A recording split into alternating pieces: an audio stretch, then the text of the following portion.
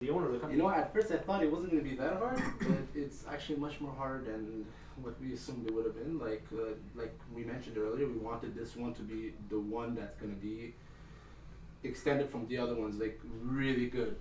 So basically, what the difference is that there's so much more responsibilities of taking care of the wrestlers, writing the script, also investing in the ring. It costs us money to invest in the ring, and but it's good too because in this time right now that we're older, we're more mature, and we have more technology available to us right now. Like back then, we didn't have a lot of good techniques, or like it was hard to post our stuff online. But now, I think fortunately, there's YouTube, and like you mentioned, we have our own site. Like it's easier to spread it out to the people. Yeah. But like again, it's I like being a wrestler, but I also like being an owner, and it's really been a thrill, and it's taking care of the whole roster and making sure everyone is happy. Obviously, there's going to be some flaws into it, but we're going to do our best to make it the best we could. Just to talk a little bit about the next special event, and of course we don't call them pay-per-views anymore because they weren't pay-per-views. They're not. But our special event, which will be taking place at the last Sunday of the month, November the 29th, and AWA Breakaway.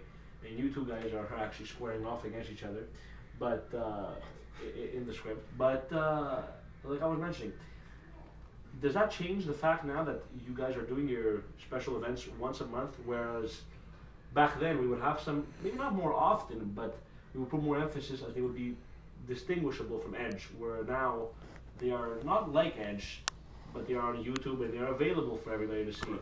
Well, before I answer that question, Theo, it is on November 29th. But the new EWA-show, we are date subject to change in case of bad weather conditions or anything. We're not going to take the risk like the old EWA did. Yeah. I can remember Retribution 2004, it was pouring rain, we had to cancel our show. Yeah. And that led to the eventual if something happens, a bad weather condition or something goes wrong, we will postpone our show to a future event, future date. That's fair enough. And to answer your question, programming. we still have our main focus on programming. Like a special event, it's not going to be like the Edges. It was going to separate from what Edge is. Edge is the build up into the special event.